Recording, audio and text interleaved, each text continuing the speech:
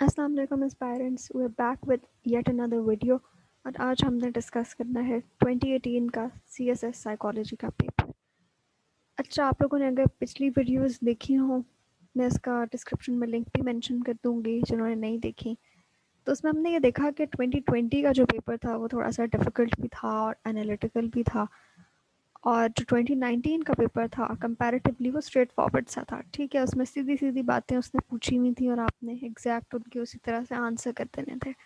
2018 के पेपर को अभी हम जब डिटेल में डिस्कस करेंगे तो आपको भी समझ आएगी कि ये थोड़ा सा एनालिटिकल इसमें पार्ट था, और अभी तक हम यही देख रहे हैं कि ऑल्टरनेटिव ईयर्स में वो पेपर की डिफ़िकल्टी जो है वो उसको सेट कर रहा है। So let's move on and see के पहला क्वेश्चन क्या था।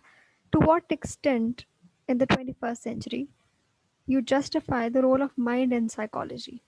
अच्छा, आप लोगों को पता है कि साइकोलॉजी बेसिकली जो, अगर हम उसकी सीधी सी डेफिनेशन की बात करते हैं तो क्या होती है, study of the mind and behaviour. ठीक है, तो इसमें ये वो पूछना ये चाह रहा है कि करंट जो सिनेरियो है हमारा 21वीं सदी, उसके अंदर साइकोलॉजी का क्या रोल रहा। ठीक है, कितनी इम्पोर्टेंट थी, क्या उसकी वायबिलिटी थी, यूज़फुलनेस थी, उसकी एप्लीकेशन क्या हुई। ठीक है, तो आपने साइकोलॉजी के स्कोप की बात करनी है all over the world, not just in Pakistan, because उसने कहीं सवाल में मेंशन नहीं किया कि आपने सिर्फ पाकिस्तानी कॉन्टेक्स्ट बताना है या आपने ओवरऑल चीज़ों को मेंशन करना है। ठीक है, so let's move on and see के रोल ऑफ माइंड से बेसिकली मतलब क्या होता है। आपको पता है हमारा जो माइंड है वो सारी की सारी हमारी कॉन्शियस अवेयरनेस, कॉन्शियस एक्सपीरियंस को कंट्रोल कर रहा होता है या वो उसके लिए ज़िम्मेदार होता है। ठीक है, और अगर हम कॉग्निशन की बात करें तो वो क्या होती है, हमारी हायर ऑर्डर थिंकिंग, हमारी रैशनैलिटी, ये सब चीज़ें हम माइंड से कनेक्ट करते हैं।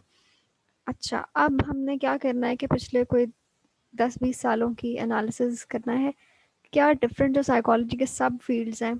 इस क्वेश्चन को अटेम्प्ट करते हुए ना आप इसमें हेडिंग्स क्या दे सकते हैं, जैसे आप कह सकते हैं कि जी रिसर्च के अंदर ये काम हुआ, सोशल साइकोलॉजी में ये चीज़ें सामने आई, यानी how is psychology relevant in the 21st century, right. अच्छा, आप ये भी बता सकते हैं कि साइकोलॉजी डिफरेंट डिसिप्लिन्स के साथ इंटरेक्ट करती आई। ठीक है, इंटीग्रेट हुई कैसे, जैसे कि कंज्यूमर मार्केटिंग के अंदर जो एड्स वगैरह हमारे बनते हैं उसमें क्लासिकल कंडीशनिंग का कॉन्सेप्ट इस्तेमाल हो रहा होता है। ठीक है, they are trying to associate something pleasurable with their own ad. यहाँ पे ऑपरेंट कंडीशनिंग का कॉन्सेप्ट भी इस्तेमाल हो रहा है। तो कंडीशनिंग का कॉन्सेप्ट जो साइकोलॉजी में बड़ा इंटेग्रल है, वो आपको डिफरेंट मार्केटिंग और एडवर्टाइजमेंट्स के अंदर नज़र आता है। ठीक है, इस तरह से आप और बात कर सकते हैं कि जो ऑर्गेनाइजेशंस हैं वो किस तरह अपनी एम्प्लॉयज़ को ट्रीट करी हैं, उनकी वेलबींग को कैसे बेहतर करी हैं, एम्प्लॉयज़ को रिटेन करने के क्या तरीके हैं। सो ये वाले सारे जो जितने भी साइकोलॉजी के सब डिसिप्लिन है उनका जो क्रक्स है ना, वो आप यहाँ पे मेंशन कर सकते हैं। ठीक है, मैंने यहाँ कुछ एग्जांपल्स दिए हैं कि जैसे अब रिसेंटली इन द वर्ल्ड हमने देखा कि बहुत ज़्यादा रेशल डिस्क्रिमिनेशन के इशूज सामने आए, specially in the West. US के अंदर एक ट्रेंड चला था पिछले दिनों, ब्लैक लाइव्स मैटर। ठीक है, तो उस हवाले से आप कुछ मेंशन कर सकते हैं यहाँ पे कि जी रेशल डिस्क्रिमिनेशन, प्रेजुडिस, ये सब चीज़ें किस तरह से एक आम बंदे की ज़िंदगी अफेक्ट करती हैं। ठीक है, then you can talk about again, जैसे मैंने कहा, ऑर्गेनाइजेशनल जो साइड है साइकोलॉजी की, कि हम बात करते हैं कैसे लीडर्स बनते हैं, हाउ आर लीडर्स क्रिएटेड, और क्या क्या लीडरशिप क्वालिटीज़ हो सकती हैं, उनको हम कैसे बढ़ा सकते हैं, how to coach people, you know these kind of things.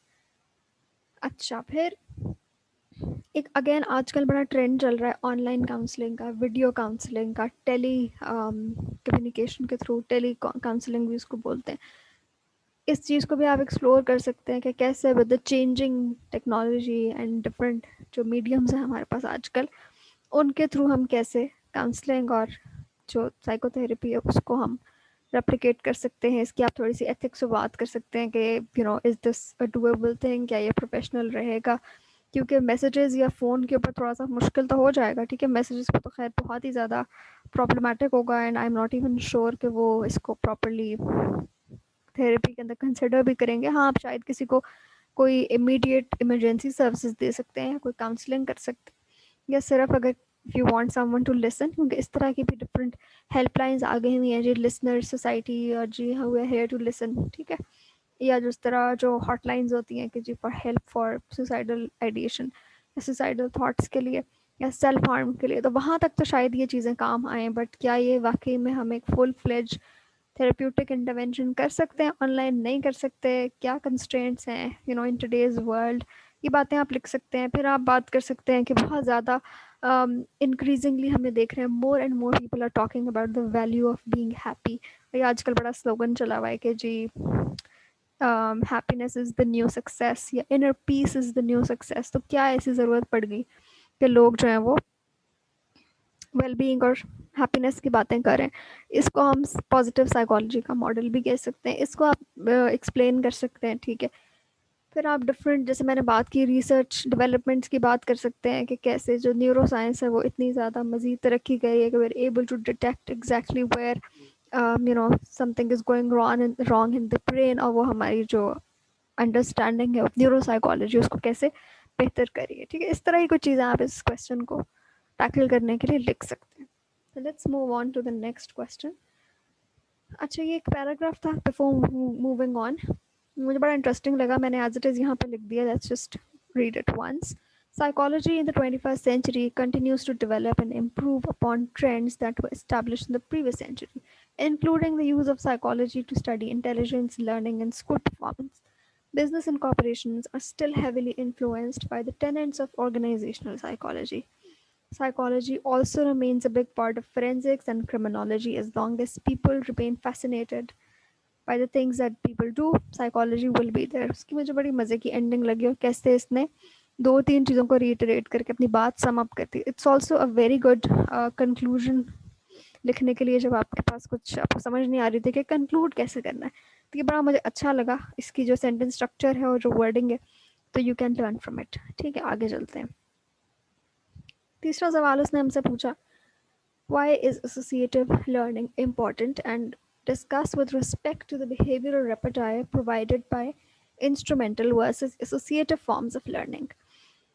अब ये देखने में सवाल आपको मुश्किल लग रहा है, समझ नहीं आ रही इसकी terms, let's just break it down and make it very simple. जब बात करेगा एसोसिएटिव लर्निंग की, तो आपके जहन में फ़ौरन से पहले कंडीशनिंग आनी चाहिए। वाई? बिकॉज कंडीशनिंग की हम डेफिनेशन में ये पढ़ते हैं कि इट्स लर्निंग बाय एसोसिएशन, ठीक है। अच्छा, हमने यहाँ पे उसकी कुछ, उसने कहा ना कि वाई इज़ इट इम्पॉर्टेंट, तो इधर आप उसकी जस्टिफिकेशन दे सकते हैं, आप उसकी सिग्निफिकेंस की बात कर सकते हैं, कहाँ कहाँ वो यूज़ होती है। It's useful when it comes to disciplining children, it's useful in different techniques of behavioural therapy, ठीक है। हम एनिमल्स के साथ जब काम कर रहे होते हैं, या जिन लोगों के पास पेट्स होते हैं, वो उनकी ट्रेनिंग में जब काम करते हैं, प्रोफेशनली जब हम, जिस तरह एनिमल रेस्क्यू डॉग्स होते हैं, उनकी ट्रेनिंग के लिए बिहेवियरल टेक्निक्स इंपॉर्टेंट होती हैं, ठीक है। फिर अगर हम क्लिनिकल साइड पे जाएँ, तो patients who have severe form of disorders जैसे स्किज़ोफ्रेनिया है, उनके साथ ये हमें हेल्प करती है, ठीक है। इस तरह आप डिफरेंट चीज़ें लिख सकते हैं कि क्या क्या इसकी प्रैक्टिकल यूजेस हैं, ठीक है। अच्छा, फिर वो हमें कह रहा है कि आपने क्या करना है, instrumental versus associative. So basically associative forms of learning का मतलब है क्लासिकल कंडीशनिंग, एंड इंस्ट्रूमेंटल का मतलब है ऑपरेंट, बिकॉज ऑपरेंट कंडीशनिंग में हम कुछ ऐसे कॉन्सिक्वेंसेस को बेसिकली एज इंस्ट्रूमेंट्स इस्तेमाल करते हैं लर्निंग को बेहतर करने के लिए, ठीक है, या ब्रेक करने के लिए, आइदर वे। तो बेसिकली मैंने यहाँ कुछ पॉइंट्स लिख दिए हैं, आप इनको इलाबोरेट कर सकते हैं डिफरेंट हेडिंग्स देख के, इनमें क्या फ़र्क होता है। क्लासिकल कंडीशनिंग में क्या हो रहा होता है कि हम जो हमारे इननेट रिस्पॉन्सेज हैं, जो ऑटोमेटिक रिस्पॉन्सेज होते हैं, हम उनको एक्सप्लॉइट करते हैं। बट ऑपरेंट में डिफरेंट है, हम बिहेवियर को क्रिएट कर रहे होते हैं, राइट। हम कुछ इस तरह का रीइंफोर्स या रिवॉर्ड देते हैं ताकि वो बंदा वॉलंटरली वो एक्शन करे, अपनी मर्जी से करे, फ्री विल का यहाँ पे कॉन्सेप्ट आ जाता है। लेकिन उधर जो है वहाँ हम कुछ इनवॉलंटरी जो हमारे रिस्पॉन्सेज होते हैं, ऑटोमेटिक जो होते हैं या इननेट, तो हम उनको यूज़ करते हैं, ठीक है। अगर आपने ये दोनों थियरीज पढ़ी हैं, तो you will be readily able to understand what I am saying, ठीक है। अच्छा, क्लासिकल में वो एक एसोसिएशन क्रिएट हम करते हैं between an unconditioned and a conditioned response, तो फिर जाके पेयरिंग होती है, ठीक है। But in operant conditioning we are creating an association between the consequence of that behaviour, ठीक है। एक बच्चे ने अगर कोई काम ख़राब किया, हमने उसको डांटा, तो हम चाह रहे हैं कि वो ये लर्न कर ले, आइंदा अगर उसने ऐसे किया तो उसको इस बात पे डांट पड़ेगी, ठीक है। We are trying to create a pairing or a bond between those two actions, right? अच्छा, अब क्लासिकल कंडीशनिंग में क्या होता है कि हम नॉर्मली फिजियोलॉजिकल या इमोशनल रिस्पॉन्सेज पे काम कर रहे होते हैं। फिजियोलॉजिकल जैसे कि जो वर्ल्ड फेमस एग्जांपल है इसकी कि जो पावलोव ने काम किया था डॉग्स के ऊपर, कि डॉग जो था उसको जब खाना दिया तो उसने सैलिवेट किया and then that's how pairing occurred with just the sound of bell. ठीक है, फूड आपने नहीं भी दिया तो तब भी उसकी इतनी ज़्यादा कंडीशनिंग हो गई है, या वो इतना ज़्यादा इसका हैबिचुअल हो गया है, वो एक्सपेक्टेशन का कॉन्सेप्ट आ जाता है ना इसके अंदर, यू स्टार्ट टू एक्सपेक्ट कि जब बेल बजेगी तो मुझे खाना मिलेगा, खाना नहीं भी मिल रहा तो he will start to celebrate in anticipation of that food. ठीक है, अच्छा। फिर इधर हमारे पास कंडीशनड और अनकंडीशनड रिस्पॉन्सेज और स्टिमुलस की बात आती है, वो सारा टेबल चार्ट जो कुछ भी है वो आपने यहाँ पे आप ड्रॉ भी कर सकते हैं, बिकॉज उसने डिस्कस का है तो डिस्कस जहाँ पे वो कहेगा इसका मतलब है कि आपने डिटेल के अंदर जाना है। ठीक है, इसके बरक्स जो ऑपरेंट कंडीशनिंग है वो उसका सारा हिसाब किताब जो है वो रिवॉर्ड ऑफ पनिशमेंट के इर्द गिर्द ही घूमता है, राइट। इसमें शेड्यूल्स ऑफ री और ये वाली बातें भी आप कर सकते हैं। और इसी तरह क्लासिकल कंडीशनिंग में आप एक्सटेंशन और स्पॉन्टेनियस रिकवरी इन कॉन्सेप्ट का भी जिक्र कर सकते हैं, राइट। अच्छा जी, आगे चलते हैं। अब वो हमसे कह रहा है what are the major developmental changes that occur during the school years. अच्छा, ये बड़ा इंटरेस्टिंग सवाल है, इसमें दो तीन चीज़ों को हम देख लेते हैं। पहले तो उसने कह दिया मेजर डेवलपमेंट, अब हमने खुद इन चीज़ों को कैटेगराइज करना है कि किस किस टाइप की डेवलपमेंट होती है। सो फॉर योर ईज मैंने यहाँ पे कुछ एरियाज लिख दिए हैं, जैसे कॉग्निटिव डेवलपमेंट हो गई कि उसकी जी अटेंशन और मेमोरी और ये सारी चीज़ें किस तरह से डेवलप हुई। वैसे तो लैंग्वेज भी कॉग्निटिव के पार्ट में ही आता है, लेकिन यहाँ मैंने थोड़ा सा अलग कर दिया कि जो इतनी ईयर्स के बच्चे होते हैं उनकी लैंग्वेज स्किल्स बड़ी जल्दी डेवलप हो रही होती हैं। ठीक है, और उनको हम अगर चाहें तो कुछ कैटेगरीज में डिफ्रेंशिएट भी कर सकते हैं, राइट। अच्छा, फिर साइकोलॉजिकल में ये आ जाता है कि जो छोटे बच्चे होते हैं दे आर वेरी ईगोसेंट्रिक। इसका मतलब ये है कि वो अपने अलावा किसी और के बारे में नहीं सोच सकते, उनके अंदर वो एम्पैथी या कंसर्न फॉर अदर्स नहीं होता। ठीक है, नेचुरली। तो इस वजह से जो थोड़े से बड़े बच्चे हो जाते हैं उनके अंदर ये आहिस्ता आहिस्ता कम होना शुरू हो जाता है, they are able to understand the point of view of another person as well. वो दूसरों की नीड्स को भी समझ जाते हैं, आहिस्ता आहिस्ता उनके अंदर ये सोशल अवेयरनेस उनकी बेहतर हो जाती है। ठीक है, अच्छा। इसी तरह पर्सनालिटी की अगर हम बात करें तो इतने छोटे जो बच्चे होंगे उनकी जो सेल्फ इस्टीम है वो डेवलप हो रही होगी, सेल्फ इमेज डेवलप हो रहा होगा, ये वाली सारी बातें। अच्छा, फिर सोशल स्किल्स भी ऑफ कोर्स जैसे जैसे वो स्कूल जाना शुरू करेंगे उनकी इमिटेशन, उनकी दूसरों के साथ कनेक्शन, इंटरेक्शन, कॉन्फ्लिक्ट रेजोल्यूशन, ये चीज़ें भी डेवलप हो रही होंगी। यहाँ पे आप इसी तरह डिफरेंट कैटेगरीज बना सकते हैं जैसे मैंने इधर टेबल में बनाई है। Let me just get a highlighter. अच्छा, तो जैसे मैंने यहाँ बनाई है ना कैटेगरीज, आप आगे भी बना सकते हैं। मोटर स्किल्स में आप लिख सकते हैं जिनकी फाइन मोटर स्किल्स ऐसी होती हैं, ग्रॉस मोटर स्किल्स में ये डेवलपमेंट हो रही होती है। ठीक है, फिर इंटेलिजेंस की बातें आप कर सकते हैं, इंटेलिजेंस में आप वर्बल कॉम्प्रिहेंशन, अरिथमेटिक, रीजनिंग, ये वो सब सब कुछ आप लिख सकते हैं। ठीक है, अच्छा। Now they have said during the school years, अब आपने ये डमन करना है कि स्कूल ईयर्स क्या होंगे। So normally let's just assume कि क्योंकि 3.5-4 साल का बच्चा वो तो ज़रा प्री स्कूल वाली स्टेज पे, तो प्रॉपर स्कूलिंग जब शुरू होती है फ्रॉम ग्रेड 1, तो उस वक्त a child is about 5 to 6 years old. वहाँ से आप शुरू करें and then you end it up until जो हमारे यहाँ मैट्रिक होता है जो 15-16 साल तक चलता है, ये हमारे स्कूल ईयर्स हो गए। ठीक है, अब इनको आपने डिफरेंट कैटेगरीज में डिवाइड कर देना, जैसे मैंने यहाँ पे किया है। एक मैंने चंक लिख दिया है कि जी 5 to 7 years में ये डेवलपमेंट होती है।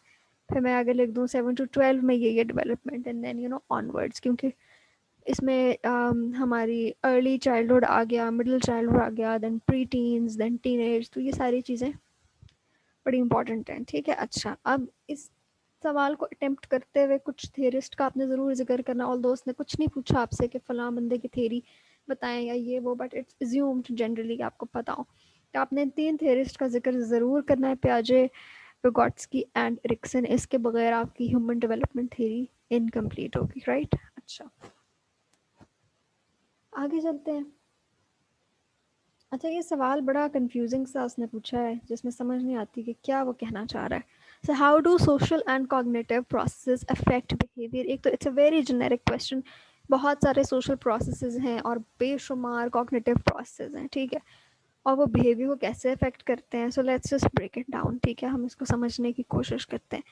इसने बेसिकली हमसे ये पूछा है कि जो बिहेवियर है उसको क्या क्या चीज़ें डिटर्मिन करती हैं, तो उसके हम 2 कैटेगरीज बना लेंगे। इसमें आप जो है वो हेडिंग्स एंड देन सब हेडिंग्स दे सकते हैं। ठीक है, पहले आप कह दें जी सोशल प्रोसेस। सोशल प्रोसेस में क्या आता है, अच्छा सोशलाइजेशन आ जाती है, सोशल इंटरेक्शन आ जाता है, कोऑपरेशन आ सकती है, कॉन्फ्लिक्ट आ सकता है, बेशुमार चीज़ें। ठीक है, यहाँ पे आपने जहन में ये रखना है कि वो हमारी social norms, social values, social expectations, role, responsibility, इन चीज़ों की बात कर रहा है, ठीक है।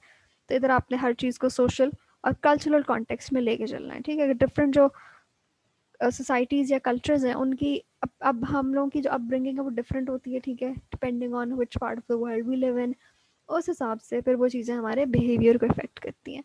फॉर एग्ज़ाम्पल कुछ कल्चर्स ऐसे हैं जहाँ पे लोगों की हेल्प करना बहुत अच्छा समझा जाता है, लेकिन हो सकता है कुछ कल्चर्स ऐसे हों, इवन आपने ये डिफरेंट शहरों में भी ऑब्जर्व किया होगा, if you travelled across Pakistan और if you travelled across the world, तो ये आपका जो प्रैक्टिकल नॉलेज है ना, यहाँ इस सवाल में बड़ा ज़रूरी होगा, ठीक है, क्योंकि ये उसने थेरेटिकल भी पूछा है लेकिन थोड़ा सा वो इसमें एक प्रैक्टिकल इंसाइट भी मांग रहा है जो कि एक्सप्लिसिट सॉरी इम्प्लिसिट नज़र नहीं आ रही, but he is asking for it.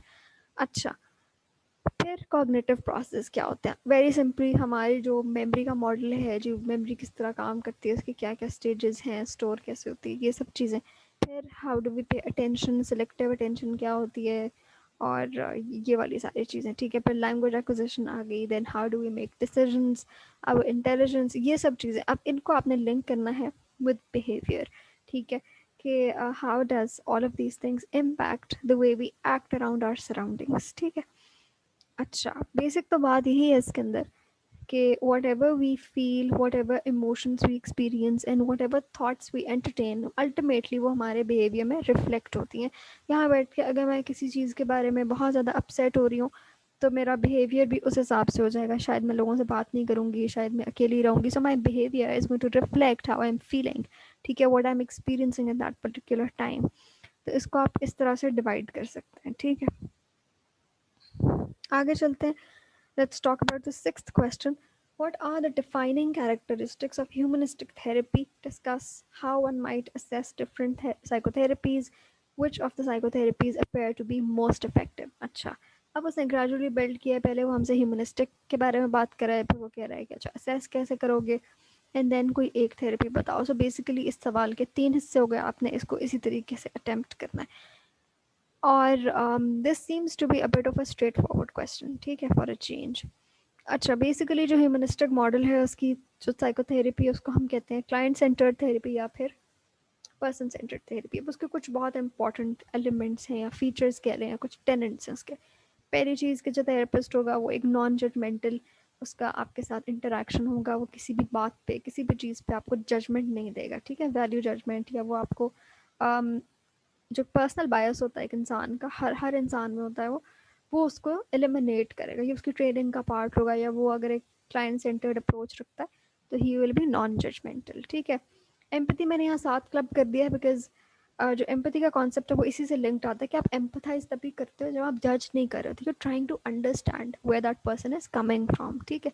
Empathy का कॉन्सेप्ट बहुत ज़रूरी है इसके अंदर। इसको सिंपली हम कहते हैं putting yourself in someone else's shoes, और it's actually much more deeper than that, ठीक है। अनकंडीशनल पॉजिटिव रिगार्ड क्या होता है कि you are accepting the other person the way he और she is without any conditions, ठीक है। Unconditional beyond any conditions. And positive regard यानी कि आप उसको इनहेरेंटली अच्छा समझ रहे हैं, आप कह रहे हैं कि तुम एक अच्छे इंसान हो, you are capable individual. Again आपने देखना है कि जो ह्यूमनिस्टिक थेरी है उसकी रूट्स किस चीज़ में ग्राउंडेड है, कि we believe in the potential of a person, right. अच्छा, एक और बहुत ही इंपॉर्टेंट कैरेक्टरिस्टिक है इस स्कूल का नॉन डायरेक्टिव, यानी कि जो थेरेपी है वो थेरेपिस्ट डायरेक्ट नहीं कर रहा होगा कि अब हमने ये बात करनी है, अब हम इस तरह करेंगे। No, he is just going to facilitate and he is going to provide you with a safe environment जिसमें यू कैन एक्सप्लोर, ठीक है। क्योंकि इस थेरेप्यूटिक अप्रोच का मानना ये होता है कि जो हमारा क्लाइंट है ना वो एक्सपर्ट है अपने प्रॉब्लम पे और अपनी लाइफ पर, उसको मुकम्मल ऑटोनॉमी हासिल है कि वो डिसीजंस ले सके। तो हम कोई भी डायरेक्शन नहीं उसको दे रहे होते। We are not being very authoritarian, or we're not very interfering in that process, right? We're just facilitating it. अच्छा, फिर warmth and genuineness again connected concepts हैं कि हम जनरेट कर रहे होते हैं warmth, we are very welcoming, हम उसको अच्छा फील कराते हैं, we make them feel good about themselves, ताकि वो उनकी जो असल पोटेंशियल है वो सामने आए, and they are able to navigate throughout through their life problems and challenges, ठीक है। अच्छा, फिर सेकंड पार्ट इस क्वेश्चन का कहते हैं कि हम डिफरेंट थेरेपी को कैसे असेस कर सकते हैं, यानी कि उनकी जो इफेक्टिवनेस है हम उसको कैसे देख सकते हैं, कौन सी थेरेपी ज़्यादा अच्छी है, कौन सी नहीं है, कौन सी ज़्यादा यूजफुल है, कौन सी ज़्यादा हमें रिजल्ट दे रही है। इसके 3 तरीके हो सकते हैं, मैंने बड़ा ब्रीफली करके लिखा है but you can definitely elaborate on it. RCT is basically a randomised control trial, मैंने एक प्रीवियस वीडियो में भी एक्सप्लेन किया था, अगर आपने नहीं सुना तो please go and watch that video. ये होता है बेसिकली कि आप 2 ग्रुप्स ले लेते हैं रिसर्च करते हुए, ठीक है, एक्सपेरिमेंटल स्टडी के अंदर यू टेक 2 ग्रुप्स। एक ग्रुप आप ये ज़ूम करेंगे दोनों ग्रुप्स का एक जैसा प्रॉब्लम है, like for example they are diagnosed with depression और they are diagnosed with anxiety, ठीक है। अच्छा, 2 ग्रुप्स में आपने डिवाइड कर लिया, एक ग्रुप को आपने थेरेपी प्रोवाइड की, दूसरे को नहीं की। कुछ अर्से के बाद आपने दोनों की असेसमेंट कर ली। उस असेसमेंट के रिजल्ट के मुताबिक आप ये डिटर्मिन करते हो कि क्या ये थेरेपी का कोई फ़ायदा हुआ या नहीं हुआ, ठीक है। So you can do these kind of things. दूसरी चीज़ ये कि आप जो उनका थेरेपिस्ट है वो उसकी भी एक क्लिनिकल जजमेंट होती है, ठीक है। वो आपको ये बता सकता है कि जब ये पेशेंट मेरे पास आया था तो इसकी क्या कंडीशन थी और अब इतने सेशंस के बाद ये कैसा फील कर रहा है या इसके अंदर कितनी तब्दीली आई है, ठीक है। थेरेपिस्ट की अपनी जो एक असेसमेंट होती है। फिर जो वो क्लाइंट है या पेशेंट है खुद जो उसकी सब्जेक्टिव रेटिंग है ये भी बड़ी ज़रूरी होती है, क्योंकि अल्टीमेटली तो हम उसकी बात पे ही जा रहे होते हैं ना। वो जब आता है हमारे पास और कहता है कि जी मैं बहुत बुरा फील कर रहा हूँ, तो हम कहते हैं ठीक है जी, आप this is your perception, right. फ़र्ज़ करें हम आते साथ उससे एक रेटिंग ले लेते हैं कि भाई 0 to 10 पे हमें बता दो कि तुम्हारे सिम्टम्स जो हैं वो कितने वर्स हैं, तो वो कहते हैं जी 9 है, ठीक है। And then suppose after several sessions हम उसे दोबारा वो स्केल चेक करवाते हैं एंड ही सेज कि जी अब जो है ना मेरे सिम्टम्स वो 6 पर है, यानी कि on a level of extremity, यानी 10 बीइंग द वर्स्ट। तो हम कह रहे हैं अच्छा कुछ बेहतरी आ रही है, फिर कुछ अरसे बाद वो हमें कहते हैं अब 2 पर आ गए हैं, अब मेरे लिए मैनेजेबल है, ठीक है। तो इस तरह से हम पेशेंट से उसकी सब्जेक्टिव रेटिंग भी करवा सकते हैं, ये चीज़ आप मेंशन कर सकते हैं। अच्छा फिर देखें कोई भी जो साइकोथेरेपी है ना वो कोई वन फिट ऑल मॉडल नहीं है कि हमने एक ही चीज़ जो है वो हर बंदे को खिला देनी है और वो ठीक हो जाएगा, ऐसा नहीं है। It has to be tailor made, has to be customised according to the person, his problem, his history, his different जो फैक्टर्स होते हैं, रिस्क फैक्टर्स क्या हैं उसके, परपेचुएटिंग फैक्टर्स क्या हैं, क्या चीज़ें उसको ठीक नहीं होने दे रही हैं, क्या चीज़ें उसके लिए जो है ना वो रास्ते में रुकावट हैं, क्या चीज़ें उसको बेहतर कर सकती हैं। So all of these things create this clinical picture. तो उसके हिसाब से हम बता सकते हैं कि कौन सी थेरेपी जो है वो सबसे ज़्यादा इफेक्टिव होती है। पहले तो आप ये रैशनल दे दें कि जी effectiveness depends on the person, his history, the complaint जिसके साथ वो आ रहा है, ठीक है, क्योंकि डिफरेंट प्रॉब्लम्स के लिए डिफरेंट टेक्निक्स यूज़ हो रही होती हैं। एनीवे तो मूविंग ऑन, अगर हमने फिर भी इस सवाल को आंसर करने के लिए एक साइकोथेरेपी को जस्टिफाई करना है कि it appears to be the most effective based on research and empirical evidence, तो हम वो CBT की बात करेंगे। CBT is basically cognitive behavioural therapy, ठीक है। ये जो हमारा कॉग्निटिव स्कूल है और जो हमारा बिहेवियरल स्कूल है ये उसका एक अदद, this is a child of both of them, right, उसकी अमालगमेशन है बेसिकली।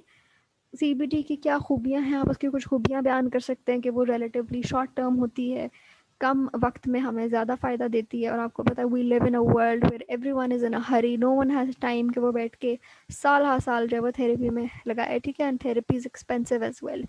तो अभी कहेंगे कि वो छोटी है, कम दौरानिया की होती है, कॉस्ट इफेक्टिव है and it appeals to the other person's mind, वो हमारे साथ बैठ के लॉजिकली रैशनली चीज़ों को करता है। फिर ये कि उसके अंदर ये थोड़ी सी डायरेक्टिव है एज़ कम्पेयर टू ह्यूमनिस्टिक, ठीक है, क्योंकि इसमें जो थेरेपिस्ट होता है वो थोड़ी सी डायरेक्शन दे रहा होता है इन द सेंस कि वो आपको कुछ काम करने के लिए देता है, ठीक है, या वो सेट करता है कि जी ये गोल्स होंगे, और दो गोल्स हैं वो दोनों एग्री ही करते हैं दोनों पार्टीज़।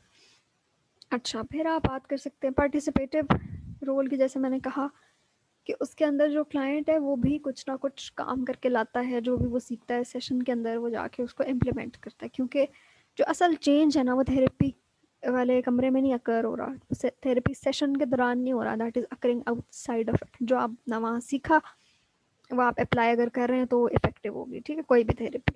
अच्छा फिर आप कह सकते हैं कि इसके एम्पेरिकल एविडेंस मौजूद है, different researches, different clinical trials ने इसको प्रूव किया है। अच्छा फिर सबसे अच्छी बात इसकी ये है कि ये डिफरेंट डिसऑर्डर्स के लिए सूटेबल रहती है, वाइड रेंज के लिए, ठीक है। For example anxiety, depression, drug use, eating disorders, addiction, ये सब चीज़ें जो है ना वो CBT उनमें बहुत ज़्यादा हेल्पफुल रहती है। ओके जी, आगे चलते हैं अब हम क्वेश्चन नंबर 7 कहता है कि is there any harm in national stereotypes, discuss the relevant factors which we need to take into consideration when we wish to build a social harmony in the society.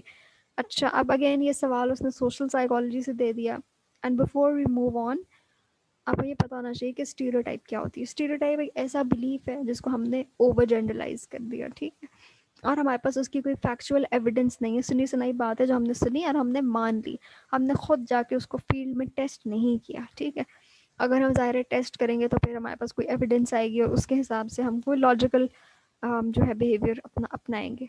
But this is an overgeneralised belief जिसको हम blindly follow कर रहे होते हैं. अच्छा, national stereotypes क्या होती हैं? Basically these are stereotypes against a person of another nationality or another race or another ethnicity, ठीक है. इसमें ये चीज़ें आ जाती हैं.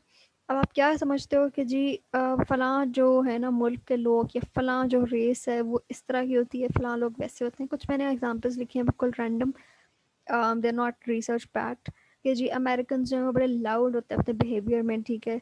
और जी जो इटालियंस हैं वो बड़े एग्रेसिव होते हैं, उनको ज़रा सा कुछ कहो वायलेंट हो जाते हैं, ठीक है. फ्रेंच हैं जी, वो बहुत ही अपने इमोशंस को ज़्यादा सामने रखते हैं. So these kind of things, ठीक है.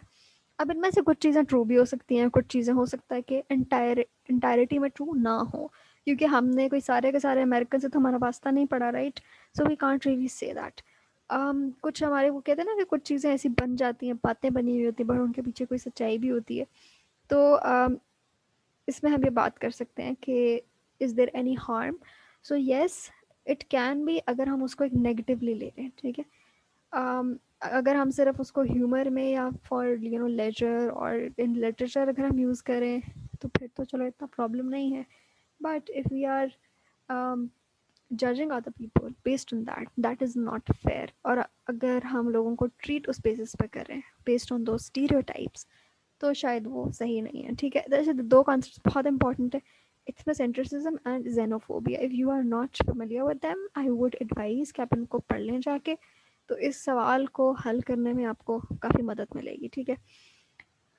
अच्छा, second part of the question वो कहता है कि क्या चीज़ें ज़रूरी हैं एक सोसाइटी में हारमोनी बिल्ड करने के लिए, ठीक है. सो डेफिनेटली जहाँ पर नेशनल स्टीरियोटाइप्स होंगी या इवन सब नेशनल स्टीरियोटाइप्स होंगी, जैसे हम पाकिस्तान में रहते हैं, हमारे अंदर डिफरेंट ग्रुप्स बने हुए हैं, एथनिसिटीज़ हैं, डिफरेंट प्रोविंसेस हैं, उनकी अपनी आइडेंटिटीज़ हैं, ठीक है. बहुत सारे तरह के लोग यहाँ पे रहते हैं. तो क्या अगर हम हर बंदे को एक स्टीरियोटाइप से देखेंगे, is that going to help us? अब मैं नाम नहीं लेना चाहती, but whatever part of Pakistan you belong to, आपने खुद पर्सनली एक्सपीरियंस किए होंगे कि हम कुछ डिफरेंट एथनिसिटीज़ के लोगों का, डिफरेंट रेसेस के, रेस तो मैं नहीं कहूँगी because we are all one race, but सब रेशल हम एथनोसेंट्रिज्म का शिकार होते हैं या स्टीरियोटाइप करते हैं, ठीक है. तो वो चीज़ें गलत भी हो सकती हैं. We need to come out of those अगर हमने सोशल हारमोनी लानी है, ठीक है. कुछ चीज़ें यहाँ पे मैंने लिखी हैं, इनको आप एलाबोरेट कर सकते हैं जी. टॉलरेंस होनी चाहिए, हमें एक दूसरे को समझना चाहिए है. We should be kind, we should be accepting, we should be forgiving towards each other. अगर हम हमारे साथ कुछ स्टीरियोटाइप्स नेशनल दूसरों के साथ भी होंगे. अच्छा, हमारे मुल्क में जो कास्ट सिस्टम है, वो भी बड़ा ज़्यादा रोल प्ले करता है how we view other people, कि जी नहीं फ़लाँ तो ऐसे होते हैं जी. ये मैं अब अगेन नाम नहीं ले रही, I don't want to offend anybody, but you know we have certain tags around certain caste के ये फ़लाँ कास्ट के लोग जो है ना ये इस तरह बिहेव करते हैं. So these are again they come under such kind of stereotypes, ठीक है. अच्छा, अब अगर ये एक्सट्रीम लेवल पे चली जाएंगी तो फिर इसकी वजह से people will face a lot of hatred, a lot of social exclusion, वो मार्जिनलाइज्ड फील करेंगे, ठीक है.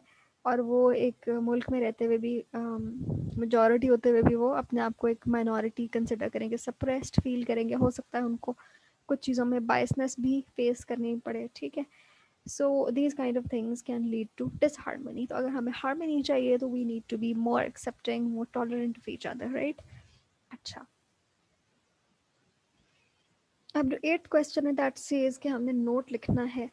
और हमारे पास तीन यहाँ टॉपिक्स हैं. हम अच्छा पहले ही बात कर लेते हैं कि नोट क्या होता है. Note is basically a summary and इसके अंदर आपने कोई पैराग्राफ्स नहीं बनाने होते, ठीक है. बट आपने कोहेरेंस के साथ जो है ना टॉपिक को एक्सप्लेन करना है. आप उसके कॉज बता सकते हैं, टाइप बता सकते हैं, but all in one flow, ठीक है. कोई हेडिंग्स नहीं, कोई बुलेट्स नहीं, कोई पॉइंट्स नहीं, कोई डायग्राम नहीं, कुछ नहीं. You just have to, diagram आप बना सकते हैं इन केस ज़रूरत है अगर, but generally it's a flow of prose, ठीक है। अच्छा, पहली चीज़ वो कहता है stress is linked to illness with examples, ठीक है। अच्छा, आपने यहाँ बात करनी है कि जी स्ट्रेस का क्या रोल होता है इलनेस में। पहले तो आप ये कहेंगे कि जी स्ट्रेस कुछ सर्टन हार्मोन्स रिलीज करता है हमारी बॉडी में जो कि हमारी इम्यूनिटी को टारगेट करते हैं, एंड देन हमारी जब इम्यूनिटी लो हो जाती है तो we become more vulnerable toward certain illnesses, ठीक है। इस तरह से आपने कोई एक थीसिस सा दे दिया, बट अगेन आपने कोई हेडिंग नहीं देनी, कोई पैराग्राफ्स नहीं देने, जिस तरह हम ऐसे लिखते हैं ना एक फ्लो के अंदर, उस तरह लिखना है। अच्छा, फिर आप बता सकते हैं कि स्ट्रेस जो है वो किस तरह डिफरेंट इलनेसेस कॉज करता है। माइग्रेन हो गया, टेंशन हेडेक्स हो गई, फिर कुछ इन्फेक्शियस इलनेसेस हैं जो हम कैच कर लेते हैं बड़ी आसानी से, सरप्राइजिंगली फ्लू जो कि इतनी कॉमन चीज़ है जिसको हम सीरियस भी नहीं लेते, that is also linked to stress, ठीक है। फिर कुछ हार्मोनल इश्यूज आ सकते हैं फॉर वुमेन स्पेशली। देन आपको पता है कि हमारी जो हार्ट की सारी फंक्शन है वो कितनी ज़्यादा लिंक्ड है towards rising levels of cholesterol and how that is linked to stress, ठीक है। इस तरह आप पूरे कनेक्शंस बना सकते हैं। फिर आप डायबिटीज़ की बात कर सकते हैं, different digestive disorders, gastric ulcers, hypertension, all of these things, ठीक है। अच्छा, यहाँ मैंने कुछ पॉइंट्स लिखे हैं, इन पे आप डेफिनेटली एलाबरेट कर सकते हैं। अच्छा, जो स्ट्रेस हार्मोन है हमारा कॉर्टिसोल, वो जब रिलीज होता है तो it suppresses the function of the immune system, ठीक है। ये आ गया हमारे पास पॉइंट।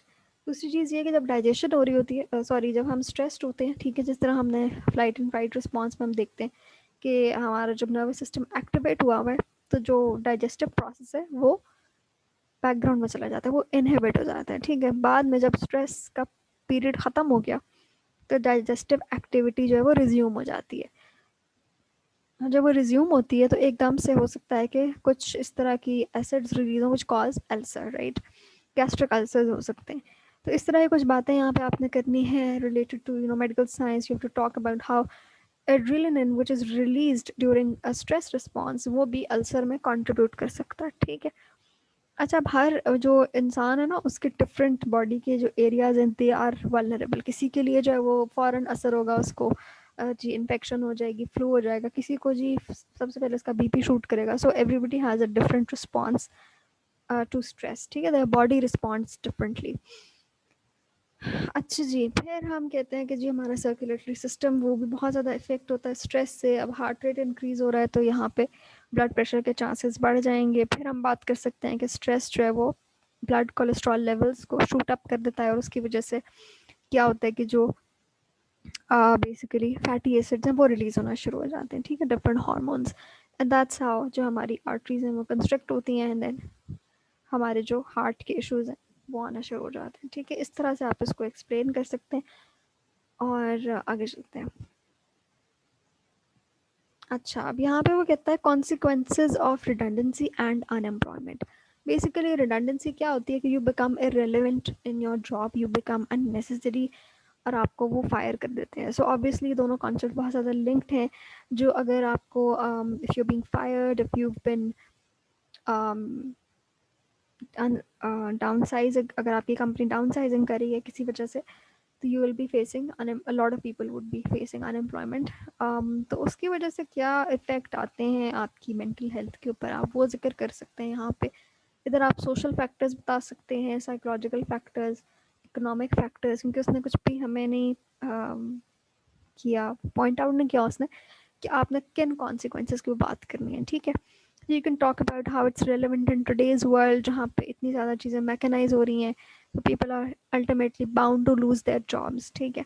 फिर ये कि कंपनीज का क्या माइंडसेट है कि जी हमें कम से कम हमारी कॉस्ट आए, मैक्सिमम हमारा प्रॉफिट आए, तो हम क्या करते हैं कि जी कम पे जो है वो लोगों को रख लेते हैं, ठीक है। इस तरह की वजूहत की वजह से companies are not in the favour of hiring a lot, ठीक है, तो वो जो अपना स्टाफ है उसको कम करें।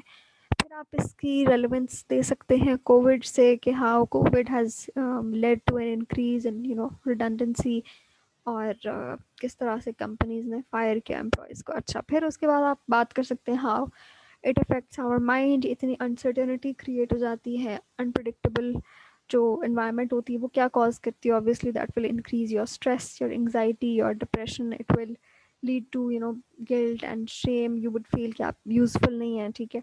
अच्छा, कुछ लोग ऐसे होते हैं जिनकी जो सेल्फ इस्टीम है ना that is tied to their work, ठीक है। अगर उनका काम सही नहीं है, उनके काम में कोई मसला आ रहा है, तो फ़ौरन से पहले उनको स्ट्रेस होना शुरू हो जाता है, ठीक है। तो इस तरह के जो लोग हैं उनके अगर कोई already mental health issues exist कर रहे हैं, वो यकीनन ट्रिगर हो जाएंगे, क्योंकि unemployment is a huge setback and a huge shift in your daily routine, और आपकी जो भी स्टैंडर्ड ऑफ लिविंग है उसमें बड़ा फ़र्क पड़ेगा उससे। ओके, इमीडिएटली तो कुछ लोग जो है वो शॉक में चले जाएंगे, कुछ को समझ नहीं आएगी कि क्या हो रहा है, and people will react in different ways, right. ये आप बता सकते हैं। फिर आप ये बात कर सकते हैं कि अल्टीमेटली बंदा जो है वो कुछ ना कुछ करेगा, हाथ पाँव मारेगा, ठीक है। और अगर उसके पास एक स्ट्रॉन्ग सोशल सपोर्ट नेटवर्क है, उसको फैमिली की सपोर्ट हासिल है, तो he be able to get out of it. फिर उसके पास अगर कोई सेविंग्स हैं, कोई इन्वेस्टमेंट पड़ी हुई है, कोई उसके पास फाइनेंशियली अगर वो सिक्योर है, तो वो इस पीरियड से ज़्यादा आसानी से निकल आएगा, ठीक है। एंड यहाँ पे एक इंटरेस्टिंग चीज़ है कि money and mental health is often linked together. हम अक्सर ये कहते हैं कि money can't buy your happiness, but it can definitely give you a decent living and a mental peace, right.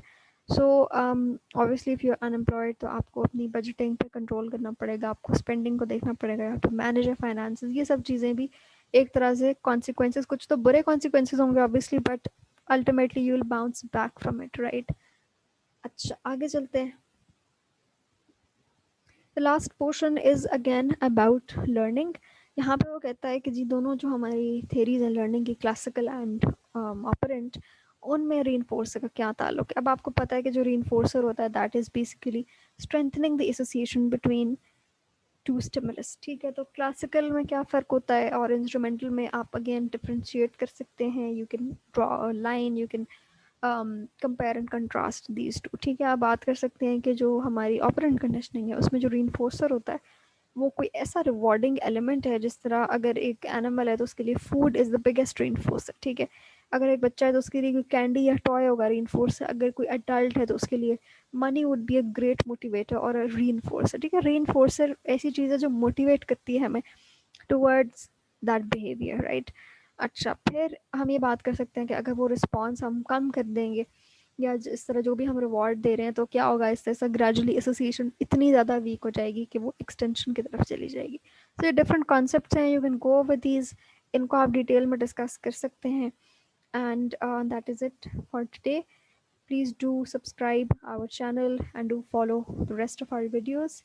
And if you have any questions, you can just let me know at this number. Thank you.